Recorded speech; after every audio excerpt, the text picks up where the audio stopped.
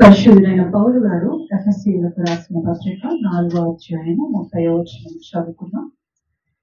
పౌలు గారు ఎఫెసీయులకు రాసిన పత్రిక 4వ అధ్యాయము 30వ వచనం. దేవుని పరిశుద్ధాత్మను దుఃఖపరచుకుడి, విమోచన దినము వరకు ఆయన యందు మీరు ముద్రింపబడి ఉన్నారు. ప్రార్థించుకున్నాము. మహాగణుడ, మహోన్నతుడ, పరిశుద్ధుడ, నిత్య నివాసి అయిన తండ్రి, మీకు వందనాలు, స్తుతులు, స్తోత్రములు చెల్లించుకొనుచున్నాం. మీ పరిశుద్ధ వాక్యమును తని నాయన మేము ధ్యానించుకోవచ్చుండగా తని నాయన మా ధ్యానం అంతయు తని నాయన మా ఆలోచన యావత్తును తనైనా మీద తనైనా పెట్టి తనైనా మీ యొక్క వాక్యము యొక్క మర్మములను మేము తెలుసుకున్నటకు అది మా జీవితంలో ఫలించి తనైనా దాన్ని మేము అన్వయించుకొని దాని ద్వారా ప్రభావ మా ప్రవర్తనను మేము మార్చుకొని మీకు ఇష్టమైన రీతిలో మేము బ్రతుకుటకు మాకు జ్ఞానమును దయచేయమని మా ప్రభువును ప్రేరక్షకుడైన యేసుక్రీస్తు అతి పరిశుద్ధమైన నామములో అడిగి వేడుకొనుచున్నాము తండ్రి, ఆమేన్. ఈ సమయంలో నన్ను ఇక్కడ నిల్వబెట్టిన దేవాది దేవునికి వందనాలు చెల్లిస్తున్నాను. మరి నాకు ఈ చక్కని అవకాశం ఇచ్చిన పాస్టర్ గారికి, పాస్టర్ అమ్మ గారికి, కూడి వచ్చిన మీ అందరికీ దేవుని నామంలో వందనాలు చెల్లిస్తున్నాను. మనము వాక్యంలోనికి వెళ్దాము.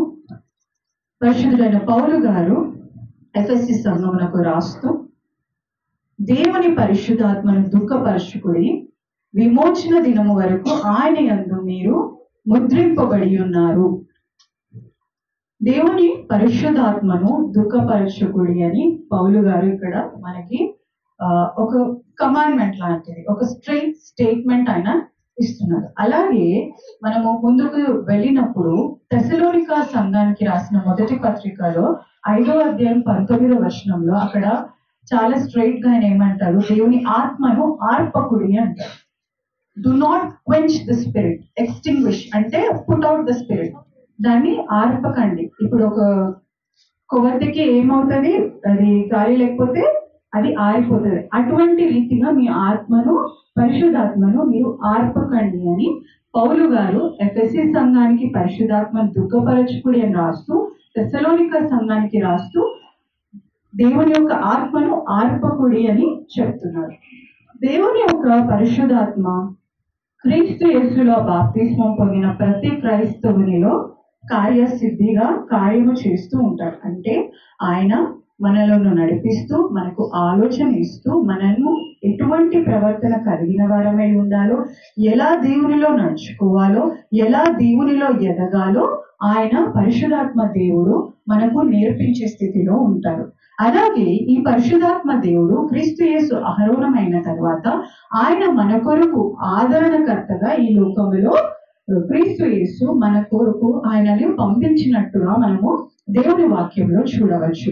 పరిశుద్ధాత్మ దేవుని దుఃఖపరచకుడి అని ఇక్కడ పౌలు గారు చెప్తున్నారు. కానీ పరిశుద్ధాత్మ దేవుని దుఃఖపరచకుండా ఉండాలి అంటే అసలు పరిశుద్ధాత్మ దేవుని యొక్క కార్యము క్రైస్తవుని జీవితంలో ఏమై ఉన్నదో మనం తెలుసుకోవాలి. పరిశుద్ధాత్మ దేవుడు మన జీవితంలో ఎటువంటి కార్యాలు చేస్తున్నారు, ఆయన ఏ రీతిగా మన జీవితంలో పని చేస్తూ ఉంటారు అనేది ముందుగా మనం తెలుసుకున్నట్లయితే అప్పుడు కదా మనం ఆయనకి దుఃఖపరచకుండా ఉంటాం. ఎందుకనంటే చాలా విషయాల్లో మనము నేను ఎవరిని విమర్శించాలని నేను ఈ మాట అనట్లేదు, కానీ క్రైస్తవులుగా మనము ఒక నామినల్ లైఫ్ ని లీడ్ చేస్తున్నాం. అంటే పేరుకి మాత్రమే క్రైస్తవులు అనబడిన జీవితాన్ని మనము లీడ్ చేస్తున్నాం. ఎందుకు ఇది? క్రైస్తవుడు క్రీస్తులో బాప్తిస్మం పొందిన వాడు ప్రతివాడు క్రీస్తు నామములో, క్రీస్తు యొక్క రక్తంలో కడగబడిన ప్రతి వారి జీవితంలో పరిశుద్ధాత్మ దేవుని యొక్క కార్యం జరుగుతుంది. పరిశుద్ధాత్మ దేవుని యొక్క కార్యం జరిగిన ప్రతి జీవితంలో ప్రవర్తనలో మార్పు ఉండాలి, జీవితంలో మార్పు ఉండాలి, వారు నడిచే రీతిలో మార్పు ఉండాలి. ఎప్పుడైతే ఇది జరుగుతుందో ఇతరులకి ఒక మాదిరికరమైన జీవితముగా, మాదిరికరమైన సంఘముగా మనం నిలబడే స్థితిలో ఉంటాం. అటువంటి జీవితం మనలో లేదు అని అంటే మనలో పరిశుద్ధాత్మ దేవుడు కార్యము చేయటం లేదు. మరి పరిశుద్ధాత్మ దేవుడు ఎందుకు కార్యం చేస్తలేడు, ఆయన చేసే కార్యములు ఏంటి అనేది ముందుగా మనం తెలుసుకున్నప్పుడు ఆయనను మన జీవితంలో ఎలాగూ సంతోషపరచాలి, ఎలాగూ ఆయనని మన జీవితంలోకి ఆహ్వానించాలి, ఎలాగూ ఆయన కొరకు మనం సిద్ధపడాలి అనేది మనము తెలుసుకోగలుగుతాం. కాబట్టి ముందుగా మనము పరిశుద్ధాత్మ దేవుని గురించి కొన్ని విషయాలు మనము తెలుసుకుందాము. యోహాను గారు రాసిన పత్రిక 14వ అధ్యాయము సువార్త, యోహాను సువార్త 14వ అధ్యాయము 26వ వచనము మనం చదువుకుందాం. ఆదరణకర్త అనగా తండ్రి నా నామమును పంపబోవు పరిశుద్ధాత్మ సమస్తమును మీకు బోధించి నేను మీతో చెప్పిన సంగతులన్నింటినీ మీకు జ్ఞాపకము చేయును. ఇక్కడ ఆదరణకర్త అంటే పరిశుద్ధాత్మ దేవుడు, మన కొరకు పంపబడిన పరిశుద్ధాత్మ దేవుడు ముందుగా ఆయన ఆదరణకర్తయ్య ఉన్నారు. ఆయన ఏం చేస్తారంట? సమస్తమును ఆయన ఏం చేస్తున్నారు? ఇక్కడ సమస్తమును మీకు బోధించి నేను మీకు చెప్పిన సంగతులన్నిటినీ మీకు జ్ఞాపకము చేస్తారు. పరిశుద్ధాత్మ దేవుడు క్రీస్తు యేసు మనకు బోధించిన ప్రతి ఒక్క సంగతిని మనకు జ్ఞాపకం చేస్తుంటారు. ఇంగ్లీష్ ESV బైబిల్లో మనం చదివినట్లయితే He will teach you all things and bring to your remembrance all that I have said to you.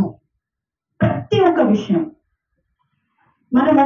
మన విశ్వాస యాత్రలో మనం ముందుకు నడుస్తున్నప్పుడు చాలా సార్లు కృంగిపోయే స్థితిలో మనము ఉంటాం, విసిగిపోయే స్థితిలో ఉంటాం, గివప్ చేసే సిచ్యువేషన్ లో కూడా మనం ఉంటాం. ఇంకా చాలు, నేను చాలా రోజుల నుండి నేను కష్టపడుతున్నాను, చాలా రోజుల నుండి ఇరుకులో ఉన్నాను, చాలా రోజుల నుండి ఇబ్బందిలో ఉన్నాను, కానీ నాకు ఎటువంటి సహాయం కానీ ఆదరణ కానీ దొరకట్లేదు అనే స్థితిలోకి మనం జారుకున్నప్పుడు ఏం జరుగుతుంది? మనము దాన్ని వదిలేస్తాం. ఇంకా ఇంత చేసినా కూడా ఏం జరిగేది ఉంది నా జీవితంలో అనే స్థితిలో మనము దాన్ని వదిలేసే స్థితిలో ఉంటాం.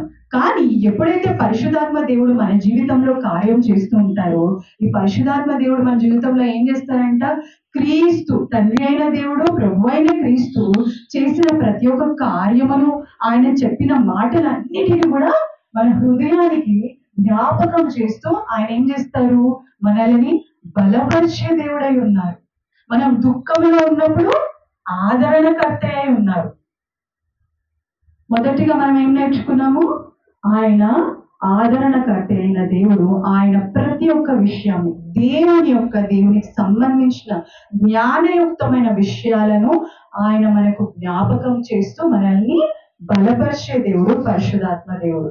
అదే యోహాను సువార్త 16వ అధ్యాయము 7-8 వచనాలు మనం చదువుకున్నాం. అయితే నేను మీతో సత్యము చెప్పుచున్నాను, నేను వెళ్ళిపోవటం వలన మీకు ప్రయోజనకరము. నేను వెళ్ళని ఎడల ఆదరణకర్త మీ యొద్దకు రాడు, నేను వెళ్ళిన ఎడల ఆయనను మీ యొద్దకు పంపుదును. ఆయన వచ్చి పాపమును గూర్చియు నీతిని గూర్చియు తీర్పును గూర్చియు లోకమును ఒప్పుకొన చేయును. ఇక్కడ పరిశుద్ధాత్మ దేవుడు చేసే ఇంకొక పని ఏంటి అని ఇక్కడ మనం తెలుసుకుంటున్నామంటే, ఆయన మీతో అయితే నేను సత్యము చెప్పుచున్నాను, ఆయన వచ్చి పాపమును గూర్చియు నీతిని గూర్చియు తీర్పును గూర్చియు లోకమును ఒప్పుకొన చేయును. మనం ఎప్పుడైతే దేవునికి విరోధముగా ఒక క్రైస్తవుడు పాపము చేస్తాడో అప్పుడు పరిశుద్ధాత్మ దేవుడు వాళ్ళకి భయమును వారి హృదయంలో కలుగజేసి దేవుని సన్నిధిలో పరుగెత్తుకొని వెళ్ళి ఆ పాపమును ఒప్పుకునే స్థితిలో మనల్ని తీర్చిదిద్దుతాడు. ఎప్పుడైతే పరిశుద్ధాత్మ దేవుడు మన జీవితంలో ఉంటారో అప్పుడే మనము దేవుని సన్నిధిలో ప్రతిసారి మనం ఏదైనా పాపం చేస్తే అది మనల్ని కుదురుగా కూర్చునే స్థితిలో అది మనల్ని ఉండనియనమాట. మన హృదయాన్ని ఆయన తొందర పెట్టే స్థితిలో ఉంటారు. ఎందుకు ఆయన తొందర పెడుతున్నారు? ముందు నువ్వు వెళ్ళు, ఏం చేయాలి? నీ తండ్రి దగ్గరికి వెళ్ళి నువ్వు చేసిన పాపం అంతటినీ కూడా ఒప్పుకో. దేవా, ఇది నేను నీకు విరోధముగా మాత్రమే చేసి ఉన్నాను తండ్రి, నన్ను క్షమించు అనే స్థితిలో ఆయన మనల్ని దేవుని సన్నిధిలో మోకరించే స్థితిలో ఆయన మనల్ని తొందర పెట్టే స్థితిలో ఉంటారు. లోకం ఇక్కడ యోహాను గారు ఏం చెప్తున్నారు? నీతిని గూర్చియు తీర్పును గూర్చియు పాపమును గూర్చియు లోకమును ఒప్పుకొని చేస్తారు. ఇంగ్లీష్ లో ఎంత చక్కగా ఆయన ఉంది అని అంటే, he will convict the world అంటే ఆయన మిమ్మల్ని ఒక క్షణం కూడా కుదురుగా ఉండని అని అనమాట. ఆయన సన్నిధిలో ఎప్పుడైతే పరిశుద్ధాత్మ దేవుని మనం కలిగి ఉంటామో, ఎప్పుడైతే పరిశుద్ధాత్మ దేవుని నడిపింపులో మనం ఉంటామో, ఆయన యొక్క కాపుదలలో మనం ఉంటామో, దేవునికి విరోధంగా చేయాలనే ఆలోచన ముందుగా మనకు రాదు. ఒకవేళ వచ్చి దానిని బట్టి మనం ప్రవర్తించినప్పటికీ వెంటనే పరిశుద్ధాత్మ దేవుడు మనల్ని తొందర పెడుతూ ఉంటారు. నువ్వు ముందుగా వెళ్ళు, నీ తండ్రి సన్నిధిలో నీ పాపంను ఒప్పుకో, అప్పుడు నీ తండ్రి నిన్ను క్షమించే దేవుడుగా ఉన్నాడు. ఆయన క్షమాపణని కలుగజేసే దేవుడుగా ఉన్నాడు. కాబట్టి నువ్వు వెంటనే నీ తండ్రి సన్నిధికి పరుగెత్తుకొని వెళ్ళు అని ఆయన మనల్ని మన పాపంలో ఒప్పుకొని చేసే స్థితిలో మనల్ని తొందర పెట్టే దేవుడుగా ఉన్నాడు. మొదటిగా మనం ఏం చేస్తున్నాము, ఆయన మనకు ఆదరణకర్త అయి ఆయన దేవుని యొక్క కార్యములన్నిటినీ కూడా మనకు జ్ఞాపకం చేసే దేవుడు పరిశుద్ధాత్మ దేవుడు. రెండో విషయం మనం ఏం నేర్చుకుంటున్నాము, మన పాపమును దేవుని సన్నిధిలో ఒప్పుకొని చేసే దేవుడు పరిశుద్ధాత్మ దేవుడు. అలాగే మూడో విషయం మనము గమనించుకున్నాం. అదే యోహాను సువార్త 3వ అధ్యాయము 5వ వచనంలో మనం చదువుకున్నాం.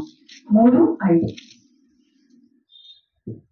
యేసు ఇట్లనెను, ఒకడు నీటి మూలముగాను ఆత్మ మూలముగాను జన్మించితేనే గాని దేవుని రాజ్యములో ప్రవేశింపలేడని నీతో నిశ్చయముగా చెప్పుచున్నాను. పరిశుద్ధాత్మ దేవుడు, హోలీ స్పిరిట్ రీజనరేట్స్ అస్. మనల్ని దేవునిలో తిరిగి జన్మింపజేసే కార్యం ఏదైతే ఉందో అది కేవలము పరిశుద్ధాత్మ దేవుని వలననే జరిగే కార్యము. ముందుగా మనము బాప్తిస్మము తీసుకున్నప్పుడు మనకు బాప్తిస్మం ఇచ్చి మన సంఘ కాపరి ఏమంటారు, తండ్రి యొక్క నామంలో మీకు బాప్తిస్మం ఇస్తున్నాను అని అంటారు. తండ్రి, కుమార, పరిశుద్ధాత్మ దేవుని నామంలో మనము ముందుగా నీటిలో బాప్తిస్మం పొందిన తర్వాత తిరిగి ఎప్పుడైతే ఆ నీటిలో మనం బాప్తిస్మం పొంది ఎప్పుడైతే ఆ ప్రశస్తమైన రక్తంలో మనం కడగబడతామో, ఎప్పుడైతే దేవుని యొక్క సంఘములో మనము ఒక వ్యక్తిగా మనము నిలువబడతామో, అప్పుడు ఏం జరుగుతుంది, ఆ యొక్క పునర్జన్మ సంబంధమైన కార్యము మనలో జరిగి ఒక నూతనమైన శిశువుగా మనము తిరిగి జన్మించి ఆత్మ మూలముగా దేవుని సన్నిధిలో ఒక క్రొత్త శిశువుగా దేవుని సంఘములో నాటబడిన వారమై ఉంటాము. ఏ రోజైతే మనము దేవుని నామంలో బాప్తిస్మం పొందుతున్నామో ఆ రోజు మనము నూతనముగా పుట్టిన శిశువుగా మనము మారుతున్నాము. ఎక్కడ? శరీరంలో కాదు, ఆత్మలో మనము నూతన పరచబడుతున్నాము. ఈ కార్యం ఎవరు జరిగిస్తున్నారు? పరిశుద్ధాత్మ దేవుడు మాత్రమే ఈ కార్యము జరిగిస్తున్నారు. ఆయన మాత్రమే ఈ కార్యమును జరిగించగలరు. ఆయన మనకు ఆదరణకర్త అయిన దేవుడు. ఆయన మన పాపములను ఒప్పుకొని చేసే దేవుడు. ఆయన మనలను ఆత్మ మూలముగా జన్మింపజేసే దేవుడు. ఇక్కడ యోహాను గారు మనకి ఏం చెప్తున్నారు, ఒకడు ఆత్మ మూలముగా జన్మించితేనే గానీ పరలోకంలో ప్రవేశింపలేడు. మనం ఎంతగా లోకం కొరకు నీటిలో మునిగినప్పటికీ మనం ఇప్పుడు ఈ రోజుల్లో మనం చాలా మందిని చూస్తున్నాం. ఏం చేస్తున్నారు, బాప్తిస్మం అంటే దేని కొరకు దేని కొరకు? పెళ్లిళ్ళు చేసుకోవడానికి, దేవుని సంఘంలో నిల్వబడడానికి, పెళ్లిళ్ళు చేసుకోవడానికి బాప్తిస్మాలు పొందుతున్నారు. కానీ దేవుడు ఇక్కడ ఏం చెప్తున్నారు, ఎప్పుడైతే నీవు నీటి మూలముగా బాప్తిస్మం పొంది ఆత్మ మూలముగా నువ్వు తిరిగి జన్మించితే అప్పుడు మాత్రమే నేను నీకు పరలోక రాజ్యంలో నేను ప్రవేశము కలిగిస్తున్నాను. పరిశుద్ధాత్మ దేవుడు మనల్ని ఏం చేస్తున్నాడు, ఆ పరలోక రాజ్యంలో ప్రవేశించడానికి మనల్ని ఆత్మ మూలముగా సిద్ధపరిచే దేవుడై ఉన్నాడు అని ఇక్కడ వాక్యము సెలవిస్తుంది. ఎంత నిశ్చయముగా యోహాను గారు అనేక విషయాలు పరిశుద్ధాత్మ దేవుని గురించి యోహాను సువార్తలో రాయబడి ఉన్నాయి. ఎంత నిశ్చయంగా అది జరుగుతుంది, అది జరగబోతుంది, లేకపోతే ఇట్లా చేస్తే అది అవుతుందేమో, ఎక్కడ కూడా ఇలా ఉండదు. ఇదంతా ఖచ్చితము. దేవుడు, పరిశుద్ధాత్మ దేవుడు మిమ్మల్ని ఆదరించే దేవుడు. ఆయన కార్యములను జ్ఞాపకం చేసి మన పితరుల పట్ల దేవుడు చేసిన భీకరమైన కార్యములను ఆయన మనకి జ్ఞాపకం చేసి మనల్ని బలపరిచే దేవుడు. మనము దేవునికి విరోధముగా పాపం చేసినప్పుడు ఆయన సన్నిధిలో పరుగులెత్తే విధముగా ఆయనను మనల్ని తొందర పెట్టి దేవుని సన్నిధిలో క్షమాపణ పొందించేలాగా మనల్ని తొందర పెట్టే దేవుడు.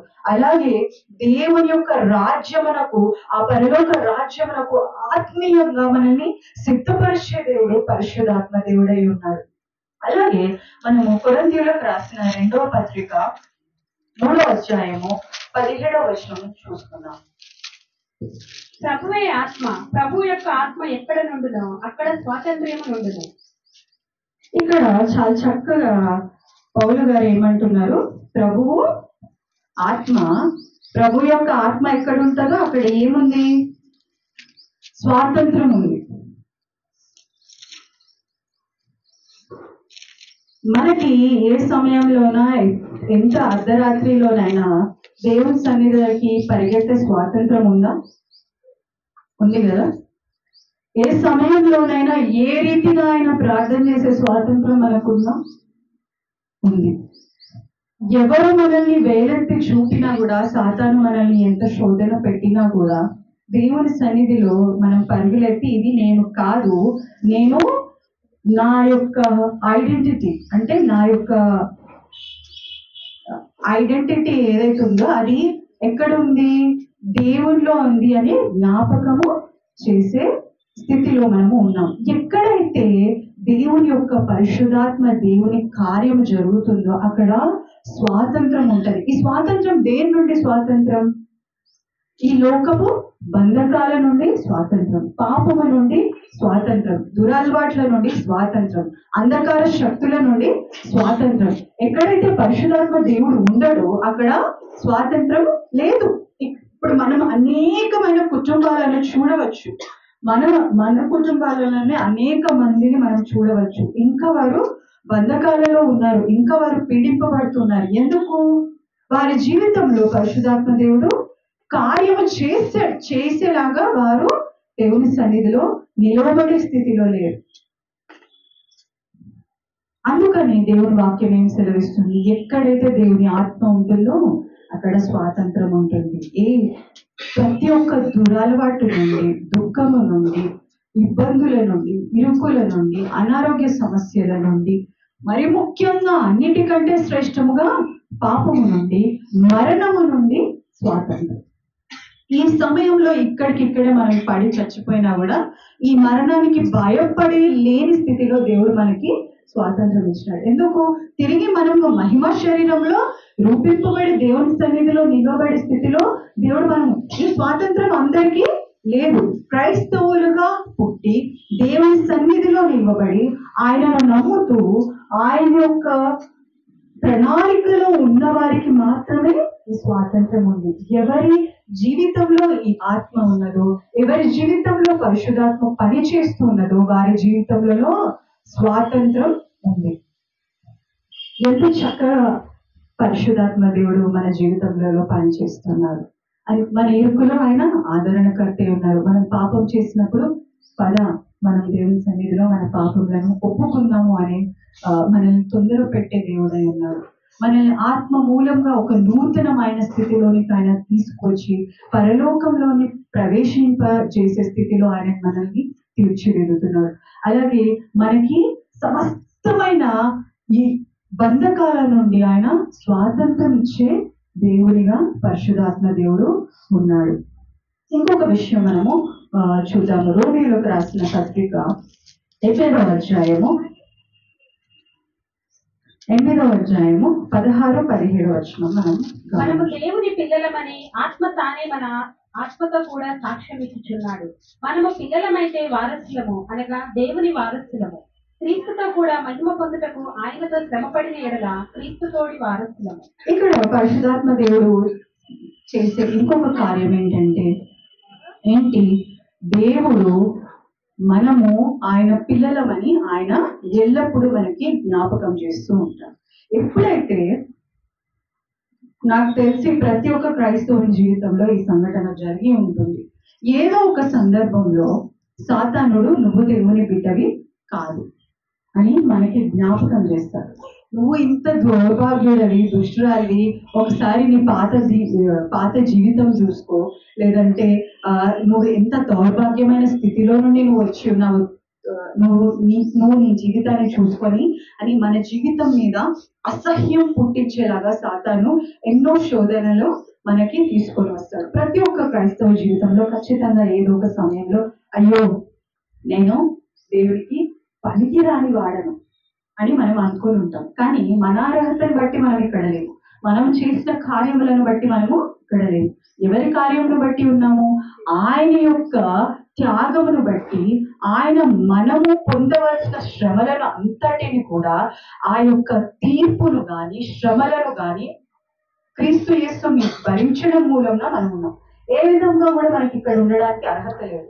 కాబట్టి పరిశుద్ధాత్మ దేవుడు చేసే కార్యము క్రైస్తవ జీవితాలలో ఏముంది అని మనం చూసినప్పుడు, ఎప్పుడైతే సాతాను శోధకుడు మనకి మీరు దేవుని పిల్లలు కాదు, మీరు దౌర్భాగ్యులు, మీరు అపవిత్రులు, మీరు అన్యజనులు, మీరు దేవుని ప్రేమకి అర్హులు కాదు అనేది శోధకుడు ఎప్పుడైతే మనల్ని టాంట్ చేస్తూ ఉంటాడో, పరిశుధాత్మ దేవుడు ఏం చేస్తున్నారు మనకి ఇక్కడ? మీరు దేవుని పిల్లలు అని జ్ఞాపకం చేస్తున్నారు. జ్ఞాపకం చేస్తూ ఇంకా ఆయన ఏం చేస్తున్నారు? మనము పిల్లలమైతే ఎవరం? వారసులం. వారసులు అంటే సమస్త స్వాస్థ్యం మీద అధికారము కలిగిన వారు వారసులు. మనకి ఈ లోక సంబంధ విషయంలో మనం చూసుకున్నట్లయితే, ఒక 200 గజాలు మన తల్లిదండ్రులు మన కోసం సంపాదించి పెట్టినారంటే దాని విషయంలో మనం ఎంత సంతోషం! అబ్బా, ప్రైమ్ లొకేషన్ లో సూపర్ ల్యాండ్, మొత్తం మేము కోటీశ్వర్లము అని మనము అనుకొని దాని విషయంలో మనం గర్వపడే స్థితిలో ఉంటాం. అలాంటిది సర్వసృష్టికర్త అయిన దేవుడు మన తండ్రి అయి, ఇక్కడ పరిశుధాత్మ దేవుడు మనకి ఏం జ్ఞాపకం చేస్తున్నారు? మీరు సర్వసృష్టిని సృష్టించిన తండ్రికి వారసులు. అంటే ఇంకెంత గర్వపడాలి, ఇంకెంత అతిశయపడాలి మనం? ఈ సర్వము మీద మనకి అధికారము కలిగి ఉన్నవారు మనం, దేవుని యొక్క వారసులం. ఎప్పుడు వారసులము? కింద ఆయన చెప్తున్నారు, అనగా దేవుని వారసులము క్రీస్తుతో కూడా మహిమ పొందుటకు ఆయనతో శ్రమ పడిన ఎడల క్రీస్తుతోడి వారసులం. ఈ లోకంలో మన తల్లిదండ్రులు మనం కష్టపడకుండా మనకి పీస్ ఆఫ్ ల్యాండ్ తీసి పెట్టడమో, బంగారం కొనిపెట్టడమో వాళ్ళు కష్టపడి చేస్తున్నారు. అలాగే మన తండ్రి అయిన క్రీస్తు కూడా మన కొరకు ఎంతో శ్రమపడి ఈ స్వాస్థ్యమును, ఈ మహిమను మనకు అనుగ్రహించి ఉన్నాడు. కాబట్టి మనము క్రీస్తుతోడి వారసులం. క్రీస్తు ఎలాగూ శ్రమ పడ్డాడు, అలాగూ మనం కూడా ఈ లోకంలో ఆయన కొరకు శ్రమ పడిన ఎడల క్రీస్తు తోడి వారసులం. క్రీస్తు ఏ మహిమ అయితే పొంది ఉన్నాడో ఆ మహిమలో దేవుడు మనకి కూడా పాలు ఇచ్చే దేవుడుగా ఉన్నాడు. ఎప్పుడు జరుగుతుంది? దేవుని పరిశుద్ధాత్మ మన జీవితంలో ఉన్నప్పుడు. శోధకుడు ఎన్ని ప్రశ్నలు మన జీవితంలో సంధించినప్పటికీ, శోధకుడా నువ్వు నా దగ్గర నుండి వెళ్ళిపో, నేను క్రీస్తు యొక్క బిడ్డను, ఆయన కుమారుడిని, ఆయన కుమార్తెను, ఆయన యొక్క స్వాస్థ్యములకు నేను వారసుని, వారసురాలను. ఎందుకనంటే నేను ఆయన కొరకు శ్రమ పడటకు నిర్ణయించుకొని ఉన్నాను. దేవుని వాక్యము, పరిశుద్ధాత్మ దేవుడు ఎంత చక్కగా, ఎంత స్పష్టముగా ఆయన మనకు ఆయన యొక్క కార్యాలను వివరిస్తున్నారు. ఆయన మన ఆదరణకర్త, మన పాపములను మనల్ని ఒప్పుకొని చేసే మహాదేవుడు. ఆయన మనలకు నూతనముగా మనల్ని జన్మింపజేసి ఆయన పరిశుద్ధ సన్నిధిలో నిలబెట్టే గొప్ప దేవుడు. ఆయన మనకు స్వాతంత్రం ఇచ్చే దేవుడు. ఆయన మనము దేవుని వారసులమని మనకు జ్ఞాపకము చేసే దేవుడు. మరి ఒక విషయము మనము జ్ఞాపకం చేసుకున్నాము. గలతీయులకు రాసిన పత్రిక 5వ అధ్యాయం 22వ వచనము. ఇది అందరికీ తెలిసిన విషయమే. అయితే ఆత్మఫలం ఏమనగా ప్రేమ, సంతోషము, సమాధానము, దీర్ఘశాంతము, దయాళత్వము, మంచితనము, విశ్వాసము, సాత్వికము, ఆశా నిగ్రహము.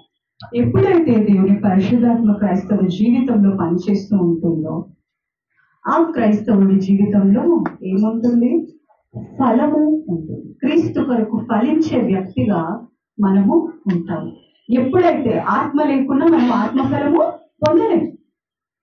దేవుని పరిశుద్ధాత్మ ఎప్పుడైతే మన జీవితంలో పనిచేస్తారో అప్పుడే ఈ ఆత్మఫలమును మనము పొందుకొనగలము. ఎప్పుడైతే పరిశుద్ధాత్మ దేవుడు మనలో కార్యము జరిగిస్తున్నప్పుడు ఆ జరిగించే కార్యానికి మనం ఎప్పుడైతే రెస్పాండ్ అవుతామో, when we respond to the work of the Spirit, we bear fruit for the Lord.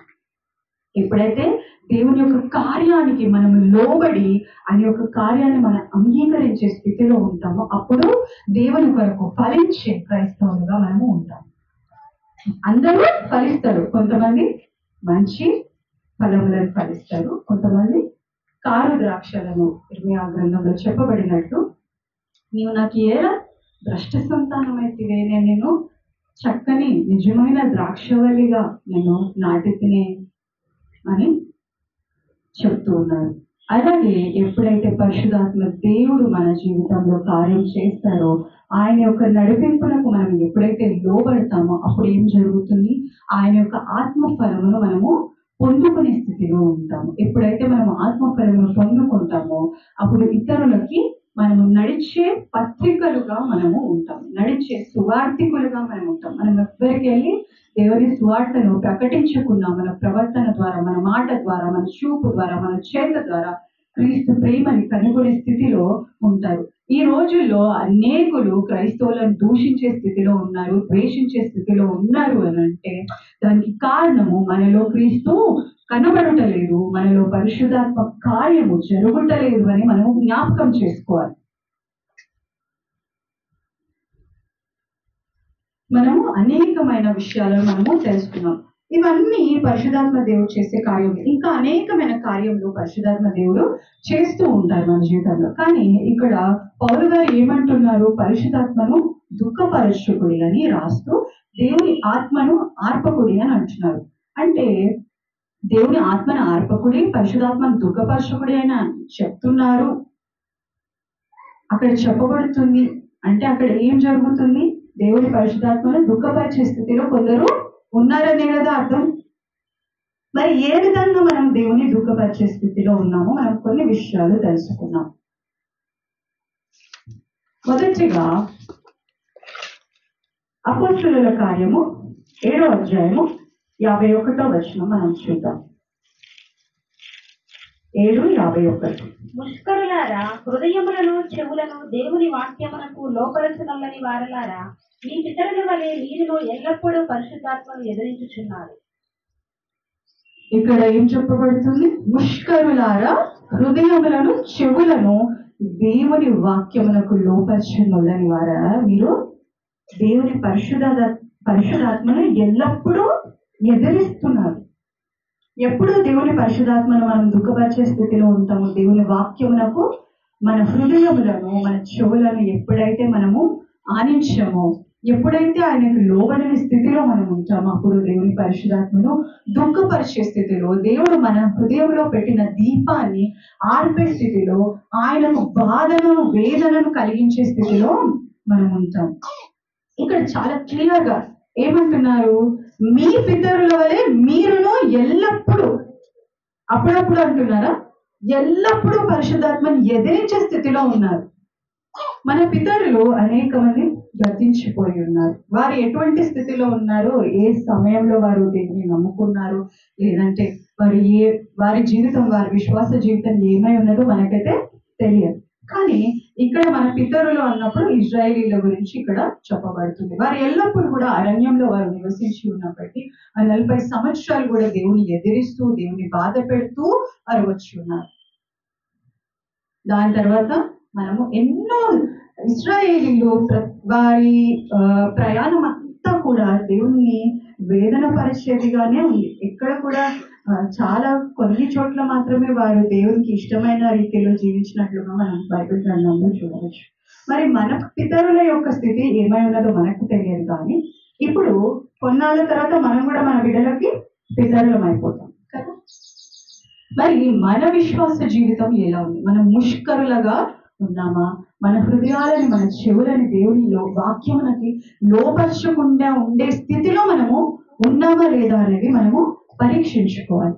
ఎందుకు నేను ఇది చెప్తున్నాను, దేవుని వాక్యం ఇది చెప్తుంది అని అంటే, దేవుని వాక్యము రెండంచులు గల వాడి గల ఖడ్గము. మనము బ్రతికి ఉన్న కాలంలోనే ఈ ఖడ్గము మన హృదయంలో దూసికెళ్ళినప్పుడు ఆ వాక్యమునకు మనము రెస్పాండ్ అవ్వాలి, దానికి లోబడి స్థితిలో ఉండాలి. ఎప్పుడైతే మనం లోబడతామో మన జీవితం మారుతుంది. మనము మన బిడ్డలకి మాదిరికరంగా ఉంటాం. మనకి రాబోయే శ్రమలు, రాబోయే దినములు అతి భయంకరమైన దినములు. దేవుని లేని ప్రజలుగా, దేవుడిని ప్రేమించని ప్రజలు తరములు రాబోతున్నాయి. ఇప్పుడు దేవుడు లేని రాని దేవుని తెలుసుకోలేని తరములు రాబోతున్నాయి అని అంటే మనం ఏం చేయాలి? ఇప్పుడే దేవుని యొక్క ప్రేమని, దేవుని యొక్క భీకరమైన కార్యములను ఇప్పటి నుండే మనము మన పిల్లలకి నేర్పించే స్థితిలో మనము ఉండాలి. మనమే దేవుని వాక్యం వినకుండా మన చెవులని మందం చేసుకొని మన హృదయాలను కొవ్వు పట్టించుకునే స్థితిలో మనం ఉంటే దేవుడు మన పిల్లలకు మనం ఏం నేర్పించే స్థితిలో ఉంటాం? మనం దేవుని మాట వినకపోతే వచ్చే జనరేషన్స్ అన్నిటినీ కూడా మనము భ్రష్టు పట్టించే స్థితిలో మనము ఉంటున్నాం. అందుకని దేవుని వాక్యం ఏం చెప్తుంది? మీ పితరులు దేవుని ఆత్మను ఎల్లప్పుడూ ఎదిరించే స్థితిలో ఉన్నారు. కానీ ఈ రోజు మన సంఘము ఏమైనా నేనైతే నమ్ముతున్నాను, నేనైతే నిజంగా విశ్వసిస్తున్నాను, మన సంఘము దేవుని ఎదిరించే స్థితిలో లేదని నేను నిజంగా నమ్ముతున్నాను. అందరూ ప్రార్థనపరమైన జీవితము మనం అందరము జీవిస్తున్నారు అని నేను నమ్ముతున్నాను. ఆ పరిశుద్ధాత్మ దేవుని వలన మనం నడిపింపబడుతున్నామని నేను నమ్ముతున్నాను. కానీ ఇంకా మన జీవితంలో ఏమైనా లోపములు ఉన్నాయా అనేది మనము పరీక్షించుకోవాల్సిన అవసరము మనకి ఉన్నది. అలాగే మనము కీర్తనల గ్రంథము 95వ అధ్యాయం 10వ వచనం మనం చూస్తున్నాం. 40 ఏళ్ల కాలము ఆ తరము వారి వలన నేను విసికి వారి హృదయములు తప్పిపోవు ప్రజలు వారు నా మార్గములు తెలుసుకోలేదని అనుకుంటుంది. ఇక్కడ ఇశ్రాయేలీల గురించి ప్రభువు కీర్తనకారుడు మాట్లాడుతూ ఉన్నారు. 40 ఏళ్ల కాలము వారి హృదయాలు ఏమంటున్నారు అక్కడ? వారి హృదయాలు, ఆ తరము వారి హృదయమున తప్పిపోవు ప్రజలు. ఎన్నిసార్లు దేవుడు వారిని ఒక మంచి మార్గంలో నడిపించాలని ఆశ కలిగి ఉన్నప్పటికీ వారి హృదయము తప్పిపోతుంది. వారి హృదయం ఎప్పుడు కూడా దుష్ట మార్గంలో వైపే నడవడానికి ఇష్టపడినట్లుగా మనము చూస్తూ ఉన్నాం. మరి మన జీవితంలో దేవుడు మన హృదయాన్ని, పరిశుద్ధాత్మ దేవుడు మన హృదయాన్ని ప్రేరేపిస్తున్నప్పుడు ఆ ప్రేరేపణకి మనము లోబడే స్థితిలో ఉన్నామా? లేదంటే మన హృదయం కూడా మన పితరుల వలె మన హృదయం కూడా తప్పిపోయే స్థితిలో ఉందా? దేవుని మాటను వెనకకి వేసే స్థితిలో ఉందా లేదా అనేది మనము పరీక్షించుకోవాలి. ఎందుకనంటే ఎప్పుడైతే మనము ఈ స్థితిలో ఉంటామో, ఎప్పుడైతే మన హృదయాన్ని కఠినపరుచుకునే స్థితిలో ఉంటామో అప్పుడు దేవుని పరిశుద్ధాత్మ కార్యము మనలో జరగదు. అప్పుడు మనము పరిశుద్ధాత్మ దేవుని దుఃఖపరిచే స్థితిలో, ఆయన మన హృదయంలో పెట్టిన ఆత్మను ఆర్పే స్థితిలో, మనము నిత్య నరకానికి మన మార్గమును సిద్ధపరచుకునే స్థితిలో మనము ఉంటాము. అలాగే మలాకి గ్రంథకర్త కూడా చాలా చక్కగా ఒక మాట రాస్తారు. 2వ అధ్యాయం 17వ వచనం. మలాకి 2:17. ఈ మాటల చేత మీరు యెహోవాను ఆయాస పెట్టుచు దేని చేత ఆయనను ఆయాస పెట్టుచున్నామని మీరు అడుగుచున్నారే. దుర్మార్గులు యెహోవా దృష్టికి మంచివారు, వారి యందు ఆయన సంతోషపడును. లేక న్యాయకర్తయగు దేవుడు ఏమాయను అని చెప్పుకొనుట చేతనే మీరు ఆయనను ఆయాస పెట్టుచున్నారు. మనం ఇంకే విధంగా దేవుని ఆయాస పెడుతున్నాము, పరిశుద్ధాత్మ దేవుని దుఃఖపరుస్తున్నామంటే ఇక్కడ దేవుని వాక్యం ఏం సెలవిస్తుంది? స్పష్టంగా మీ మాటలతోటి దేవుని మీరు దుఃఖ పెడుతున్నారు, ఆయాసపరుస్తున్నారు అని దేవుని వాక్యం సెలవిస్తుంది. ఇక్కడ ఏమంటున్నారు? మనం కూడా, నేను ఖచ్చితంగా ఇది చెప్పగలను, మన జీవితంలో ఖచ్చితంగా మనం ఏదో ఒక సందర్భంలో చూడండి, వాడెంత దౌర్భాగ్యుడు, ఎంత దుష్టుడు, వాడి జీవితం అంతా కూడా పాపమే, అయినా కూడా వాడు ఆశీర్వదింపబడుతున్నాడు. దేవుడు ఎందుకు న్యాయం చేస్తలేడు అనే ప్రశ్న ప్రతి ఒక్కరూ ఏదో ఒక సందర్భంలో అడిగి ఉంటారు. ఇక్కడ వీరు కూడా అదే పని చేస్తున్నారు. ఏమంటున్నారు? న్యాయకర్త దేవుడు ఏమాయను అని చెప్పుకొని చేతనే మీరు ఆయనను ఆయాసపడుతున్నారు. ఆయన యొక్క కార్యంలో మనకు తెలియమా?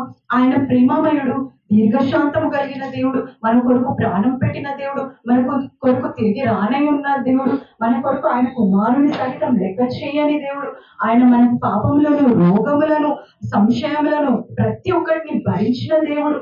ఇవన్నిటి విషయంలో మనము పాపాత్ములమా, చెడువారమా, మంచివారమా అని చూడకుండా మనకి నిత్యము ఆయన ఎండలు, వర్షములు, ఆహారమును, సమస్తమును తగిన కాలంలో మనకి పోషిస్తూ మనల్ని నడిపిస్తున్న దేవుడని మనకి తెలిసి ఉన్నప్పటికీ మనం ఏం చేస్తున్నాము? ఈయన దుర్మార్గులను చూసి సంతోషపడే దేవుడు, ఆయన అన్యాయం చేయు వారిని ప్రేమించే దేవుడు అని ఆయనను మన మాటలతోటి ఆయాసపెడుతున్నాం. మనం చాలా చాలా చాలా సందర్భాల్లో మనం అనే మాటల ద్వారా దేవుడు ఏమవుతుంది? దేవుడు చాలా he is a sensitive spirit. The Holy Spirit is a sensitive spirit. ఆయన మనం చేసే కఠినమైన మాటల ద్వారా ఆయన నొచ్చుకునే దేవుడై ఉన్నాడు. ఎన్ని మార్లు మన జీవితంలో మనము దేవుని ఆయాస పెట్టి ఉంటాం. ఏదో పెద్ద మనము నరహత్య చేసో లేకపోతే ఇంకేదేదో భయంకరమైన కార్యాలు చేసి ఇక్కడ ఆయాస పెడుతున్నామని దేవుని వాక్యం ఇక్కడ సెలవిస్తలేదు. ఏమంటున్నారు? మీరు అనవసరమైన కఠినమైన మాటలు మాట్లాడుతూ దేవుని యొక్క ఆత్మను మీరు ఆయాస పెడుతున్నారు. నరహత్య చేస్తేనే దేవుడు ఆయాసపడతాడు. మనం మాట్లాడే నిజముగా సామెతల గ్రంథంలో కత్తిపోటు వంటి మాటలు మాట్లాడేవారు కలరు అని సామెతల గ్రంథకర్త చెప్తారు. నిజంగా అట్లాంటి మాటలు మాట్లాడేవారు ఉన్నారు.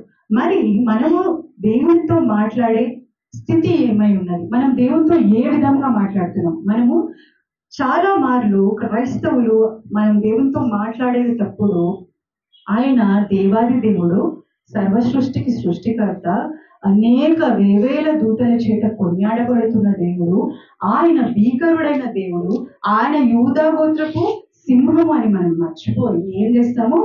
ఆయన ఏదో మనకి దోస్తు, మన యారు అన్నట్టు ఇష్టం వచ్చినట్టు దేవుని సన్నిధిలో ఆలోచన లేకుండా మాట్లాడతాం. అందుకే ప్రసంగి గ్రంథకర్త ఏం చెప్తారంటే, మీరు ఆయన సన్నిధిలోకి వెళ్ళేటప్పుడు మీరు ఆలోచన చేసుకొని ఏం మాట్లాడాలో మీరు జాగ్రత్తగా ఆయన సన్నిధిలో మాట్లాడాలి అని ప్రసంగి గ్రంథకర్త ఏమో సొలొమోను గారు చెప్తారు. కానీ అనేక మార్లు మనం ఏం చేస్తున్నాము? ఆలోచన లేకుండా ఇష్టం వచ్చిన మాటలు దేవుడికి విరోధముగా మాట్లాడే స్థితిలో మనం ఉన్నాం. ఇటువంటి మాటలు మాట్లాడి మన చుట్టుప్రక్కల ఉన్న మనుషులనే కాక దేవాది దేవుని ఆయాస పెట్టే స్థితిలో మనము ఉన్నాము. అలాగే మనము ఆదికాండము 6వ అధ్యాయము 5-6 వచనాలు మనం జ్ఞాపకం చేసుకుందాం. భూమి మీద గొప్పదనియు వారి హృదయం యొక్క తలంపులలోని ఊహ అంతయు ఎల్లప్పుడూ కేవలము చెడ్డదనియు యెహోవా చూసి తాను భూమి మీద నరులను చేసినందుకు యెహోవా సంతాపము నుండి తన హృదయములో నొచ్చుకుని. ఇక్కడ మన ప్రవర్తన ద్వారా దేవుణ్ణి ఆయాస పెట్టే స్థితిలో ఉన్నాం. దేవుని యొక్క ఆత్మను ఎదిరించే స్థితిలో ఉన్నాం. దేవుడు ఇక్కడ ఆదికాండం వచ్చి 6వ అధ్యాయాలే జరిగినాయి. ఇక్కడ అప్పటికే దేవుడికి ఏమైపోయింది? విసుగొచ్చేసింది. అసలు వీళ్ళని నేను ఎందుకు చేసినా అని పశ్చాత్తాపడి ఆయన హృదయంలో నొచ్చుకునే స్థితికి దేవుడిని మనం తీసుకొని వచ్చి ఉన్నామంటే, మన పాపము, మన ఆలోచన, మన ప్రవర్తన ఎంత భయంకరంగా, నీచంగా, నికృష్టంగా, భ్రష్టు పట్టినట్టుగా ఉన్నదో మనల్ని మనము ప్రశ్నించుకోవాలి. ఎంత మనము నీచంగా ప్రవర్తిస్తే, ఎంత దిగజారి ప్రవర్తిస్తే ఆయన హృదయంలో అయ్యో ఈ నరులని నేను ఎందుకు సృష్టించిన? ఆయన సృష్టించిన ఏ దాని విషయంలో ఆయన పశ్చాత్తాపడలేదు.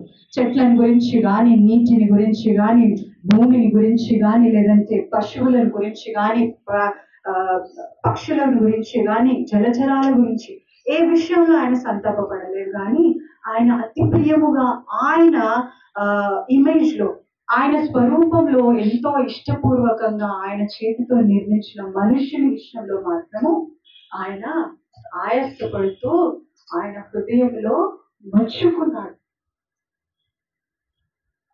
ఇవన్నీ చేస్తూ మనము పరిశుద్ధాత్మ దేవుని దుఃఖపరుస్తున్నాం. మనం అనుకోవచ్చు, నేను రెగ్యులర్ గా చర్చ్కి పోతున్నా, రోజు బైబిల్ చదువుతున్నా, 3 సార్లు ప్రార్థన చేస్తున్నా ఇంట్లో, నేను ఇంకే విధంగా దేవుణ్ణి బాధ పెడుతున్నా అనే ప్రశ్న మనకు రావచ్చు. నేను నా సొంత మాటల్లో ఏమైనా చెప్పట్లేదు. దేవుని వాక్యము, దేవుడు మాట్లాడిన మాటలే నేను చెప్తున్నాను. మన మాట ద్వారా, మన ప్రవర్తన ద్వారా, మన ఆలోచన ద్వారా మనము దేవుని యొక్క ఆత్మను ఎదిరిస్తూ, మన హృదయాన్ని కఠినపరుచుకుంటూ, ఆయనకు లోబడక, ఆయన వాక్యమును వినక, ఆయన పరిశుద్ధాత్మను ఎల్లప్పుడూ ఎదిరించే స్థితిలో మనం ఉన్నాం. అలాగే చివరిగా యెషయా గ్రంథము 7:13 మనం చూద్దాము. యెషయా గ్రంథము 7:13. అతడు ఇలాగ చెప్పాను, అహాజు నేను అడగను, యెహోవాను శోధింపనని చెప్పగా అతడు ఇలాగ చెప్పెను, దావీదు వంశస్థులారా వినుడి, యెషయా గ్రంథము 7:13. అతడు ఇలాగ చెప్పెను, దావీదు వంశస్థులారా వినుడి, మనుషులను విసిగించడం చాలదనుకొని నా దేవుని కూడా విసిగించురా. ఇక్కడ యెషయా గ్రంథకర్త ఏమంటున్నారు? మనుషులను విసిగించుట చాలదని నా దేవుని కూడా విసిగిస్తారా మీరు? మనుషులని, మన చుట్టూ ఉన్న వారిని మనం ఎలాగో మన ప్రవర్తన ద్వారా, మాట ద్వారా, మనం చేసే పనుల ద్వారా ఎలాగైనా విసిగిస్తూనే ఉన్నాం. ఇది చాలదన్నట్టు ఇంకా మీరు దేవుని వెంట కూడా పడి దేవుని కూడా విసిగించే స్థితిలో ఉన్నారు. కాబట్టి పరిశుద్ధాత్మ దేవుడు మన జీవితంలో కార్యం చేయాలంటే ఇవన్నీ మన జీవితంలో ఉండొద్దు. ఆయనను ఆయాస పెట్టే మాటలు, ఆయనను ఆయాస పెట్టే తలంపులు, ఆయనను ఆయాస పెట్టే ప్రవర్తన, ఆయనను ఆయాస పెట్టే మన హృదయ కాఠిన్యము, ఆయనను విసిగించే జీవితము మన జీవితంలో ఉండవద్దు. ఎప్పుడైతే ఇవన్నీ మన జీవితంలో ఉంటాయో ఆ జీవితంలో పరిశుద్ధాత్మ కార్యము జరగదు. పరిశుద్ధాత్ముడు ఆ జీవితంలో ఉండడు. పరిశుద్ధాత్మ మన జీవితంలో లేకుండా మనం క్రైస్తవులై ఉండుట అసాధ్యము. మనం క్రైస్తవులుగా ఉండకుండా, పరిశుద్ధాత్మ లేకుండా దేవుని సన్నిధిలో ప్రవేశించడం దుర్లభం. అది కాని పని. It is impossible to enter the heaven, enter the kingdom of God without the work of the Holy Spirit. ఆయన కార్యము, పరిశుద్ధాత్మ దేవుని కార్యము మన జీవితంలో సంపూర్ణము కాకుండా మనము దేవుని రాజ్యంలో ఏ నాటికి ప్రవేశించలేము. అది దేవుని వాక్యం చాలా స్పష్టంగా చెప్తుంది. అందుకని దావీదు గారు పాపం చేసినప్పుడు ఆయన వెంటనే దేవుని సన్నిధికి పరిగెత్తుకొని కీర్తన 51 కీర్తన 11వ అధ్యాయంలో ఆయన ఏమంటారు? Please cost me not away from దై ప్రెసెన్స్. నీ సన్నిధిలో నుండి నన్ను త్రోసివేయకు, నీ ఆత్మను నా యొద్ద నుండి తీసివేయకు ప్రభువా అని దేవుని సన్నిధిలో మొర్రపెట్టుకొని దేవుని సన్నిధిలో ఆయన అడుక్కునే స్థితిలో ఆయన మనకి కనిపిస్తారు. మనము అటు స్థితిలో ఉండాలి. అందుకనే దావీదు గారు నా హృదయానుసారుడు అని అనుకుంటాడు. ఎందుకు? ఆయన పాపం చేసినప్పుడు పరిశుద్ధాత్మ దేవుడు ఆయన తొందరపెట్టినాడు, నువ్వు వెళ్ళు, ఇది నువ్వు కాదు, నువ్వు వెళ్ళి దేవుని సన్నిధిలో మొరపెట్టు. అందుకని అక్కడ దావీదు గారు ఏమంటారు? అయ్యా నీ సన్నిధిలోని నన్ను తోసివేయకు, నన్ను తోలివేయకు, నీ ఆత్మను నా యొద్ద నుండి తీసివేయకయ్యా అని దేవుణ్ణి బ్రతిమాలుతున్నట్టుగా మనం ఇక్కడ చూస్తాం. అటువంటి ఆత్మీయ స్థితి మన జీవితంలో కూడా ఉండాలి. అయ్యా నేను ఎల్లప్పుడూ నీ సన్నిధిలో ఉండాలి, నీ సన్నిధిలో నుండి నన్ను తోలివేయకయ్యా, నన్ను త్రోసివేయకయ్యా, నన్ను క్షమించయ్యా, నీ సన్నిధిని, నీ ఆత్మను నేను ఎదిరించనయ్యా, నా మాట ద్వారా, నా ప్రవర్తన ద్వారా, నా ఆలోచన ద్వారా, నా నడక ద్వారా, నా పడక ద్వారా నేను పాపం చేయనయ్యా, నా పితరుల వలె నేను ఉండనయ్యా, నీ సన్నిధిలో నేను నిలబడి నీతో పాటు నేను శ్రమపడి నేను నీ వారసుడిగా ఉండాలి అయ్యా, ఆ వారసత్వంతో నేను నీ రాజ్యంలో ప్రవేశించాలయ్యా అని నిర్ణయము, నిశ్చయత మన జీవితంలో ఉండాలి. ఎప్పుడైతే ఈ నిశ్చయత మన జీవితంలో ఉంటుందో అప్పుడు దేవుని యొక్క కార్యము మనలో ప్రారంభింపబడి అది సంపూర్ణమై దేవుని సన్నిధిలో మనము నిలవబెట్టే స్థితిలో ఉంటాం. మరి ఒక 3 వాక్యములు నేను మీతో పంచుకోవాలని ఆశపడుతున్నాను. ఇది దేవుని పరిశుద్ధాత్మ యొక్క కార్యము మనం చూసి ఉన్నాము. అలాగే దేవుని యొక్క పరిశుద్ధాత్మను మనం ఎలాగో దుఃఖపరుస్తున్నామో కూడా మనం చూసి ఉన్నాము. దేవుని పరిశుద్ధాత్మను దుఃఖపరిస్తే దేవుడు ఏం చేస్తాడో మనము చూద్దాము. సమయం అయిపోతుంది కనుక మనం త్వరగా చదువుకుందాము. యెషయా గ్రంథము 63వ అధ్యాయము 10వ వచనం. 63:10. అయినను వారు తిరుగుబాటు చేసి ఆయన పరిశుద్ధాత్మను దుఃఖింప చేయగా ఆయన వారికి విరోధి అయిను, తానే వారితో యుద్ధము చేసెను. ఎప్పుడైతే పరిశుద్ధాత్మను మనం దుఃఖింపజేస్తామో ఎవరు మనకి విరోధి అవుతారంట? మనకు విరోధి అవుతున్నారు? ఆ దేవుడే మనకు విరోధి అయి మనకు విరోధముగా యుద్ధం చేస్తారు. లోకంలో ఉండే మనుషుల చేతనే మనం గెలవలేని స్థితిలో ఉన్నప్పుడు ఆ తండ్రి అయిన దేవుడు, ఆ దేవాది దేవుడు మనకు విరోధి అయి అయ్యి మనతో యుద్ధం చేస్తే మనము నిలవలేము. కాబట్టి దేవుని వాక్యం స్పష్టంగా చెప్తుంది, పరిశుద్ధాత్మ దేవుని దుఃఖింపజేయకండి. ఒకవేళ మీరు దుఃఖం పెడుతున్నట్లయితే ఆయన మీకు విరోధి అవుతారు. అలాగే కొరింథీయులకు రాసిన మొదటి పత్రిక 3వ అధ్యాయము 16-17 వచనాలు.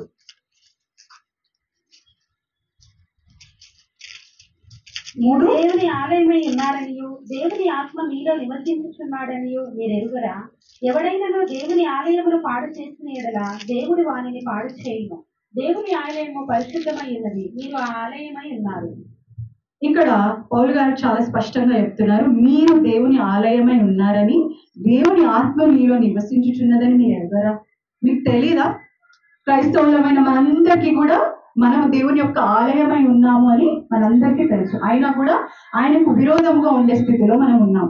కానీ ఇక్కడ దేవుని వాక్యం స్పష్టంగా ఏం చెప్తుంది? ఎవరైతే దేవుని ఆలయమును పాడు చేస్తారో దేవుడు వారిని పాడు చేయడు. మొదటి వార్నింగ్ ఏమి ఇస్తున్నారు?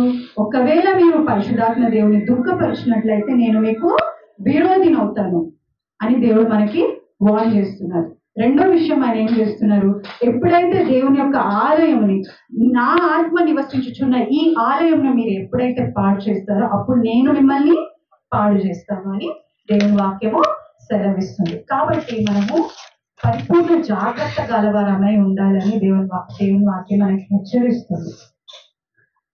మనం దేవుని సన్నిధిలో నిల్చున్నప్పుడు మన ఆలోచన, మన హృదయం ఎలా ఉన్నది? దేవుని దుఃఖపరిచే స్థితిలో, దేవుని ఆత్మని ఆర్పే స్థితిలో మనం ఉన్నామా, లేకపోతే దేవుని సంతోషపరిచే స్థితిలో ఉన్నామా? ఒకవేళ మనం దుఃఖపెట్టే స్థితిలో ఉన్నట్లయితే ఆయన మనకి విరోధి అయి ఉంటారని వాక్యము సెలవిస్తుంది. చివరిగా మనం ఎందు నిమిత్తం మనం నియమింపబడ్డాము. ఎఫెసీయులకు రాసిన పత్రిక 2వ అధ్యాయము 20-22 వచనం వరకు మనం తెలుసుకున్నాం. 20-22 వరకు. క్రీస్తు యేసే ముఖ్యమైన మూలరాయి ఉండగా అపోస్తలులను ప్రవక్తలను వేసిన పునాది మీద మీరు కట్టబడి ఉన్నారు. ప్రతి కట్టడమును ఆయనలో చక్కగా అమర్చబడి ప్రభువునందు పరిశుద్ధమైన దేవాలయం అగుటకు వృద్ధి పొందుచున్నది. ఆయనలో మీరు కూడా ఆత్మమూలముగా దేవునికి నివాస స్థలమై ఉండుటకు కట్టబడుచున్నారు. ఇక్కడ పౌలు గారు మనము దేవుని ఆత్మ మూలముగా కట్టబడుచున్న మందిరం అని మనకి జ్ఞాపకం చేస్తున్నారు. ఎప్పుడైతే దేవునికి, పరిశుధాత్మ దేవునికి, మనం అనేక విషయాలు పరిశుధాత్మ దేవుడు మన జీవితంలో చేసే అనేక కార్యాల గురించి మనం ఇప్పుడు తెలుసుకున్నాం. ఆ కార్యములకు ఎప్పుడైతే మనం లోబడతామో అప్పుడు ఆయనలో అమర్చబడిన కట్టడముగా ఒక్కొక్క మెట్రో, ఒక్కొక్క ఇటుకగా మనము ఎప్పుడైతే పేర్చబడతామో అప్పుడు ఒక కట్టడముగా మనము దేవుని ఆత్మ మూలంగా కట్టబడుతున్న కట్టడంగా మనము ఉంటాం. ఉన్నప్పుడు ఆత్మ మూలంగా ఎప్పుడైతే మనం కట్టబడతామో అప్పుడు దేవుని నివాస స్థలమై మనం ఉంటాం. కాబట్టి పరిశుద్ధాత్మ దేవుని మనం దుఃఖపరచకుండా, ఆయన యొక్క ఆత్మను ఆర్పకుండా మనము ఆశీర్వదింపబడిన వారన్నది దేవుని నివాస స్థలమై ఉండుటకు కట్టబడే స్థితిలో ఆయన ఆత్మకు మనము లోబడి ఉన్నాము. అటువంటి కృపా దేవుడు మనందరికీ అనుగ్రహించుగాక. ఆమేన్.